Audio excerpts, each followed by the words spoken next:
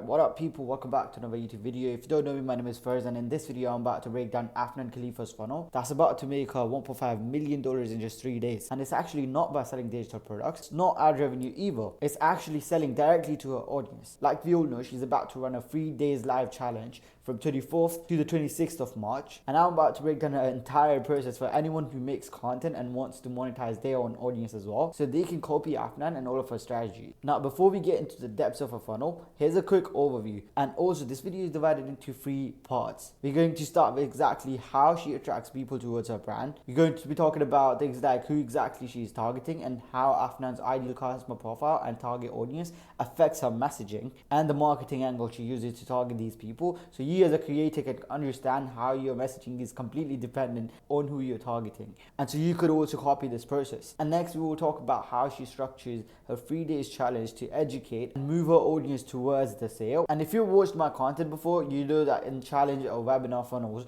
your revenue doesn't just depend on how many people sign up, it depends on actually how many people shows up and stays up, because in most scenarios we are selling on the last day. So I'll break down every single strategy that Afnan's using to improve her attendance and retention, so once again you could learn it too. And then finally we'll break down the copy of her landing page and how she acquires customers for those 3 days and also after the challenge for her high ticket offer. And then we'll end the video with a list of things that you as a creator can copy or learn from this funnel. So this video is completely different from any other video that you might post about her funnel. It's all focused on what you can learn and apply into your business, and less about making it flashy and you know, making it beautiful with the edits.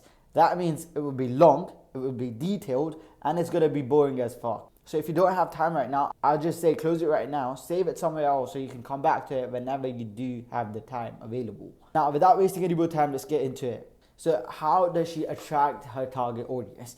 The platforms she's using are TikTok, Instagram and YouTube, and she's been getting a lot of traction recently through short form content, where she posts 3 main types of content: lifestyle content, fake podcast clips, and talking head videos. And all 3 of these formats are really intentional. Every single one of them has a specific job inside a funnel. So let's just start breaking it down. The first type of content is lifestyle content, just showing off a lifestyle, you know, the travel, the reality of someone who's actually made it. And the reason it works is because it's social proof. It gives her enough authority and credibility to actually speak on wealth in the first place, yet alone telling other women what to do. But it also does something deeper than that. It captures the desire of her target audience. And to understand why, you need to understand one of the most important principles, which is that you cannot create desire in someone. Desire already exists. It was there before you, before they ever saw your content or before they saw anyone else's content in your niche. And so your job isn't to install a new desire into someone, because you physically cannot do it as well. But it's to identify the desires that already exist in the minds of millions of people and focus those existing desires onto your product. That's the actual job of the marketing. I'll just give you a quick example. On a personal level, someone in her audience might say that I want to make 10 grand a month so I can quit my job and never have to answer anyone again. Okay, that's valid. That's the way they're thinking, right?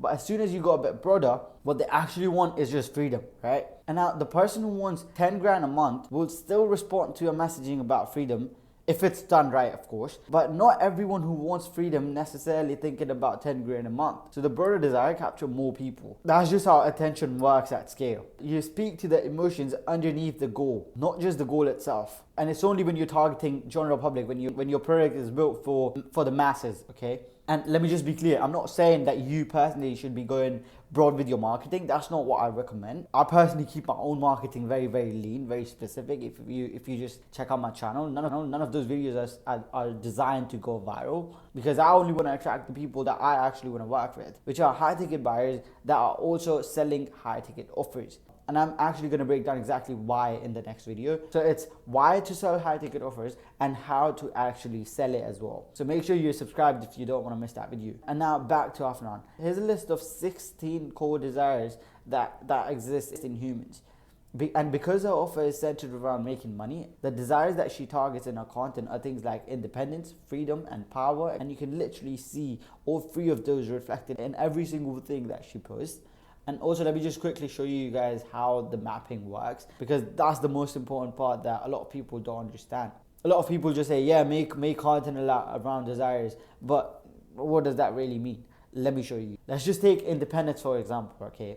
Independence at its core is a compulsive need to handle everything on your own, right? To not rely on anyone. That's just to keep emotions to yourself. That's just how Google explains independence, okay? And so now we know what to reflect in our content, right? And the next thing I would personally try to understand is, where does that desire come from? And it's mainly a response to childhood experiences and past situations where relying on other people led to disappointment. And that's where the need to be completely self-sufficient becomes a deep emotional drive. And keep in mind, I'm trying to keep it vague because she is targeting general public, and these two are the main reasons where that desire of being independent comes from in the masses.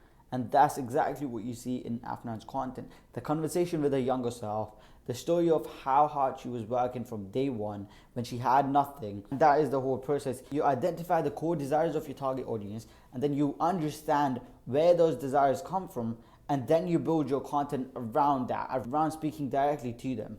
And this works across all the niches. An online fitness coach might target desires like physical strength, power, idealism, etc. A business coach might target independence, status, financial freedom, which I personally do because I am only working with people that are making a decent amount of money. But anyways, that you'll learn in the next video. But the point is, the desired change is depending on who you help, but the process of finding them and building content around them stays exactly the same. And the next content format is the fake podcast clips, sitting in what looks like an actual podcast environment or someone else interviewing her on the street. And the format alone is enough to position Afnan as a guest, a lot of authority as a speaker, because people stop the scroll to hear what she have to say. And since it's not a full podcast, she only focuses on the topics and making clips that would be most interesting to your audience. And because these are single clips, she can make tens of them in a single session. So it's a lot easier on the production side as well. And so the question is, how do you understand the interest of your target audience? And how do you figure out what's important to your audience? And to do that, you have to build your ideal follower profile and an ideal customer profile. A lot of people still think that ICP is all about demographics, but it's of course not. If you've been watching my content, you probably should already know that it's far more than demographics alone, because your ideal customer profile is what helps you target your audience. And an ICP built entirely around demographics is basically useless. It might help in dropshipping because you are selling to consumers directly, but when it comes to making content and target your audience through content, it's a whole different game, especially when you're doing it to sell them products worth $5,000. Here's a document that my team built for Afnan's target audience. I'll drop the link to this PDF in the description as well if any one of you want to watch it and actually want to read it. But if you look at the document, it has every single thing about her target audience. The attention state that they are in, the micro wins they might need, the trust timeline, the content fatigue, ego and defense, then all the buying content, internal narratives that they have for themselves, the social identity they are in and they see themselves as, the platform behaviors, which is how they behave a follower, which is what your ideal follower profile is. This is just a mix of ideal follower profile and an ideal customer profile. The truth tolerance as well, the pattern recognition, momentum stage. It has every single thing, because me and my team knows that the ICPs that say, oh, my clients are 20 years old, they hate their jobs, that is not gonna fucking help you target them through your content, all right? And this whole document is exactly how you know who to make content for, how to choose marketing angles, how to even test different marketing angles, how to build a positive perception of your product using real data about your customer. What do they hate? That's what you use to make them trust your product, or to make them feel more painful about their current situation, and that's how you sort them. Now, there are also two separate things here: ideal follower profile and ideal customer profile. Ideal follower profile helps you understand the ideal follower that you are attracting with your content. It tells you the consumer behavior of your ideal follower, the type of content you need to make, the topics you need to talk about, the formats, all of that. And then you design content that attracts the ideal follower, because you understand what they would be attracted and what they would listen to. And then your content educates your ideal follower and gradually turns them into your ideal client. And I won't go through the whole document because I'll link in the description anyways. But what's important is that we recently started doing content audits, and that's exactly what we do here. We analyze your content after understanding your ideal follower and your ideal customer that you're targeting. And we will analyze your content and tell you what exactly you need to improve to attract better customers or more customers in that case. So make sure you book the free content audit session using the first link in the description. And now the second way we come up with content ideas that people will actually give a fuck about, especially when we are going after virality and we're trying to have content hit 1 million, 2 million views, and we only do that for the clients that are of course selling to the masses. It just comes down to two things. You either test a lot of new ideas or you remake the ones that are already proven to work. You always copy the packaging because that's the most important thing that makes a content go viral. The packaging and the main topic of the video. And then you bring your own point of view to it. Literally just like Afnan and a lot of other creators as well. They copy the podcast style from Andrew Tate, of course, who built his entire brand using this format alone, and the street interview style from the School of Hard Knocks, because both of these were already proven formats, validated by others. So they just copied what was working already. The third format is talking head videos from her car or studio, where she gives away basic business advices or life lessons. It's just to provide a proof of knowledge that she's selling. Showing off her lifestyle is the fastest way to prove that you have the money, and the value focused content proves how you made the money and how well you understand the system behind it, which is extremely important, because in a coaching or an info business, that's exactly what you're selling. You're selling the information, you're selling experience, you're selling access to the hard-earned insights that you have. And the earned insights are unique and non-obvious perspectives that can only be developed through deep experiences and curiosity and direct engagement, and not from consuming existing content or using AI. Like the things that I talk about on my channel. It took me 4-ish years to understand like the whole process of the creator-based businesses. I've sold 6,000 digital products, low-ticket products, and I've had my own done-for-you agency as well. And I started working as a freelancer, and that's what led to all this knowledge that I share now. That's why I know about virality so much. That's why I know about consumers so much. I've been into these different businesses where you deal with different people. They might have a separate consumer behavior, but it's still a consumer behavior, right? And that is exactly what earned insights are. And now when it comes to Afnan or any other creator, there are really only 3 main objectives behind every piece of short form content that you post. Is to either get found or to make people curious enough that they are ready for a bigger commitment, which in most cases is your long form content, like we have all seen Brett Scales. Like his when he crashed his Lambo, it was all over my TikTok and Instagram, and it made me curious enough to go and actually watch his like 40 minutes long video. Or the third one is to stay relevant, because you can't post a long form video every day, but you can post a TikTok or even a story on Instagram, which still counts as another touch point in your relationship with your audience, like using story sequences, which I will just talk about in a minute. Now, even Afnan herself doesn't sell high ticket offers off of short form content alone, because from short form content, she sends all of that traffic to her long form videos. And there are 2 reasons for that again. First, her audience starts to know more and more about Afnan, and because the brain is essentially a pattern recognition machine. When it's exposed to something or someone repeatedly without a negative outcome attached to it, it starts to classify them as safe. And safe to brain is just another word for trustworthy. And that is actually why the 7-11-4 rule even exists. Everyone talks about it because Google said it, but most people don't really understand what 7-11-4 rule is. The idea is that the person needs to consume at least 7 hours of content across 11 different touch points in 4 different locations before they are ready to make a serious buying decision. And so that's just what Google says, that's just what everyone repeats. And surely it does work, because with 7 hours of content, you're more exposed to the person. That harmless repeated exposure makes them start to trust the creator over time. But does it actually have to be 7 hours of content? Let's just take InfoSpace for example. Does a long form lifestyle video really have the same impact on the prospect as a client interview? Are they both the same? Absolutely fucking not. Even though how much they consume matters to some extent, what matters even more is what they consume, because the marketing angle and the messaging is what moves them towards making a buying decision. That's where the other mechanism that I have comes in, which is that if you can make the right person consume the right information in the right sequence, they will be ready to buy. Before you figure that out for your own audience, or before you figure out the marketing angle, you first need to understand who the right person is, which is exactly what your ideal follower profile is designed to do. You need to understand them so deep so that you can attract more and more people like them,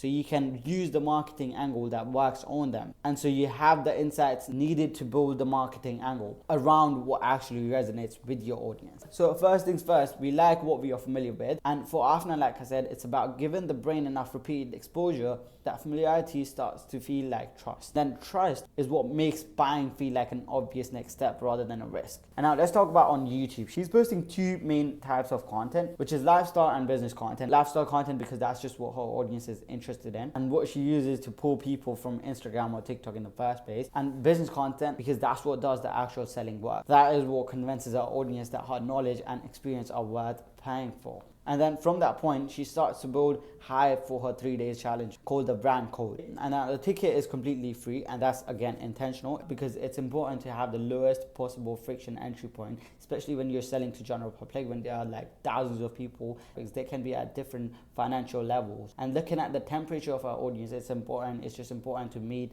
where they are the most comfortable at, because the audience is not yet educated enough to understand the value proposition and to understand the perceived value of Afnan's paid offer. So the challenge does that part. It's there to educate her entire audience at scale to the point where they actually understand the value of selling digital products. And across all of those 3 days, she also sets a positive perception of herself and her paid program, doing things like calling her old clients on camera and walking through real results. And about a month ago, before the brand code starts, she begins posting reels and YouTube videos with the CTA pointing people to join the waitlist. She's using the same content formats I just explained, and she also runs story sequences on Instagram to build hype before dropping the link. Like I said, she's using it as another touch point. And here's one of my personal templates for story sequences. You can pause and screenshot it if you want. And a story sequence is really just a series of stories that you post together where throughout the sequence, you pick a conversion angle. It might be credibility driven, it might be value driven, or whatever angle you have recognized that your audience responds the most to. For example, almost all of Afnan's story sequences start with a luxury and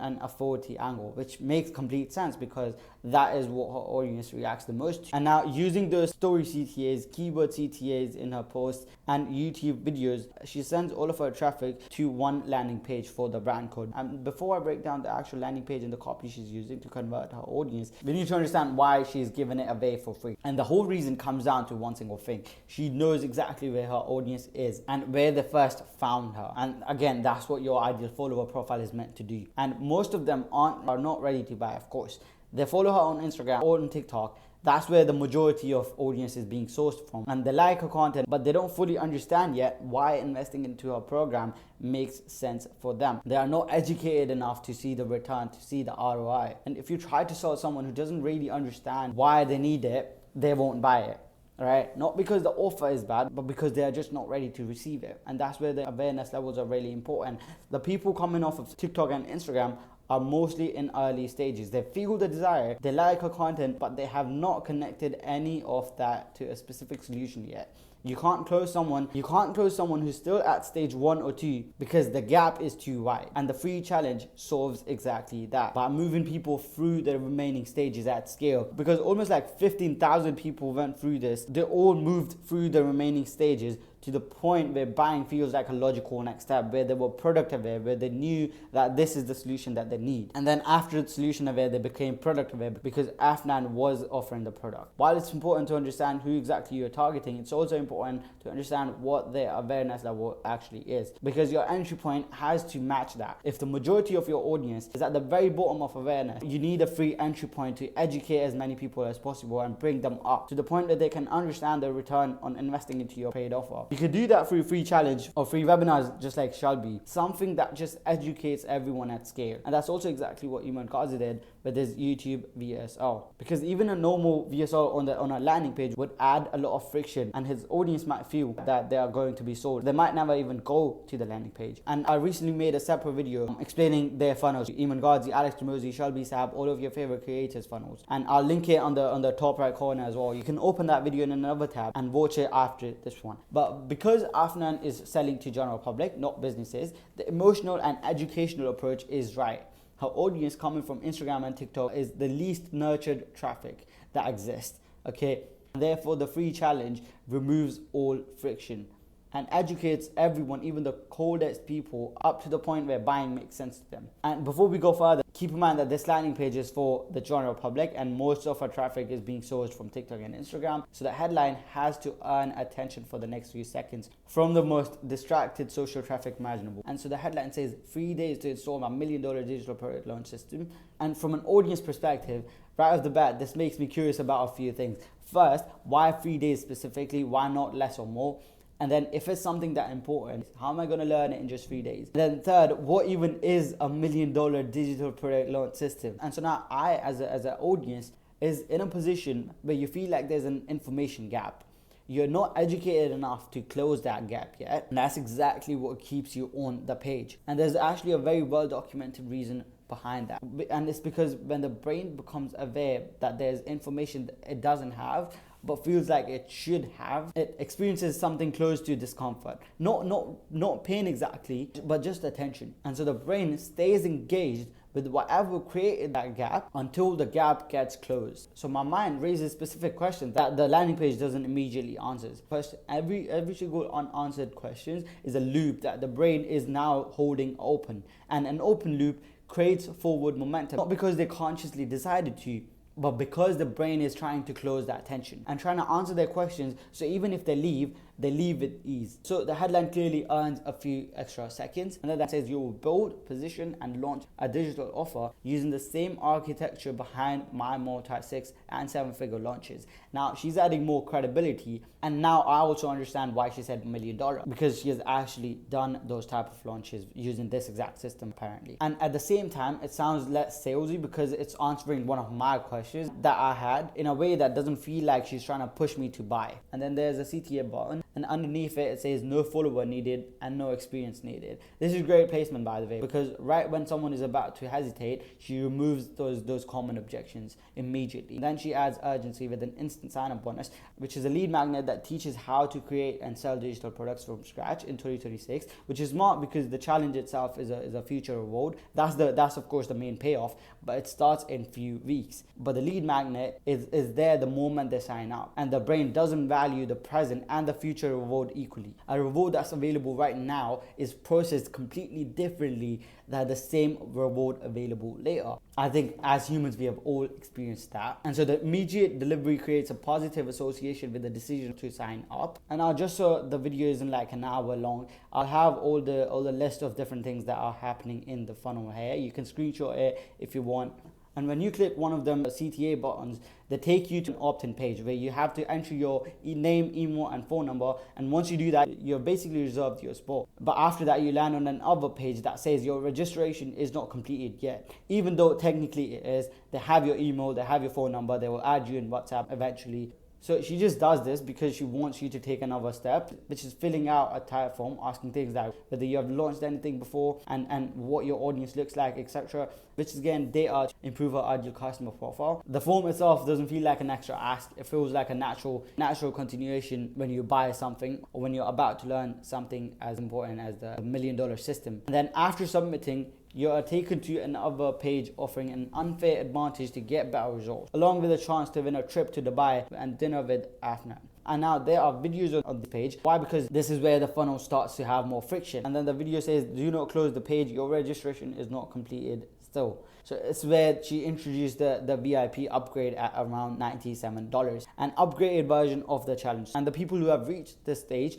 are clearly more interested and more qualified people in the entire funnel. And that is the reason why they are still there. So this is the highest leverage moment to introduce the paid option, an offer bump. She explains the upgrade through videos and gives two options, whether to keep the free ticket or to upgrade to VIP, along with a breakdown comparing both, of course. And the goal isn't to make the free version look bad, but it's just to make the VIP look obviously more valuable. And now the comparison creates some doubt. And so right after the comparison, she places a money back guarantee. Perfect placement again. It removes the risk at the exact moment the doubt appears. As soon as she dropped the price, she got the money back guarantee right there. Because once again, she understands her audience a lot better. And these type of placements are only possible if you're aware of the audience that you're dealing with. And then there are more sections more value breakdown, more comparison, more CTAs. There are around 9 CTA buttons across the page, and that's intentional again. So whenever someone decides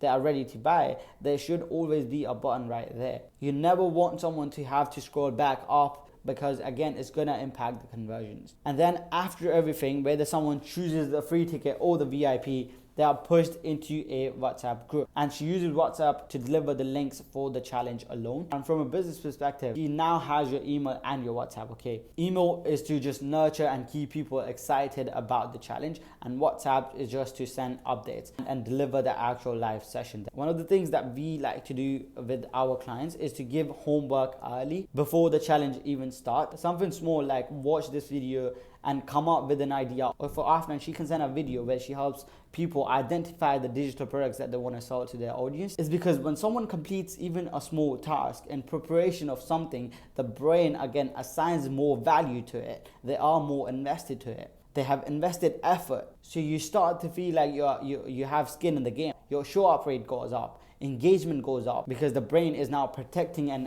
investment rather than a value in the free event. So pre-engagement solves the biggest risk with the free events, which is not that the people won't sign up, is that they will sign up but still not show up. And now a lot of people that run free challenges only make money at the very end. And that model does work, but the problem is that free events attract people from all financial levels, and the majority won't buy at the end. Not because your offer is bad, but because a large portion of any free audience is simply isn't ready to make the decision yet. But they're still going to get educated, so it's beneficial in the long run. But the way you solve it is with an order bump. Some people are already ready to and financially able to pay right now. So the VIP offer captures them. And what the VIP revenue does is practically cover the cost of running the entire free challenge. So the ad spend, the production, the overhead, everything, which means that everything that converts at the end of those 3 days is pure profit. You're not losing money on the people that will never convert. And that's how she monetizes people at different levels across the funnel. And that's why the order bump is always such a smart move, because these people are already in the buying mindset, and showing them a relevant upgrade is just meeting them where they are already. And like Alex Emoji says, that a person who can pay you $1,000 and you sell him a product worth $100 is not that you made $100, but you lost $900 that you could have made if you just had an offer to sell to him. And so that is always a smart move. And so that was the whole funnel that Afnan Khalifa is using to make $1.5 million by monetizing her audience. If you want a similar system and a similar backend system implemented into your info business, you can DM me on Instagram and we'll talk about it in detail. You can book the content audit / the discovery session using the first link in the description, and I will explain you everything that we can do to help you make more money. We offer $25,000 to $50,000 in guaranteed revenue. If you don't make it, you don't pay. It's all safe from there. And with that being said, that was it for today's video. You can once again watch the previous video that I posted about breaking down the funnel that your favorite creators are using to understand funnels even on a deeper level, and to understand everything that these creators are doing to make millions of dollars, so you as a creator or a coach can copy them as well. Here's also the list that I promised you, a list of things that you can copy and learn from Afnan and copy them into your info business as well. I won't explain it because this video is already too long, but yeah, you can screenshot it, you can use it afterwards. And so with that being said, I'll see you in the next one. Peace.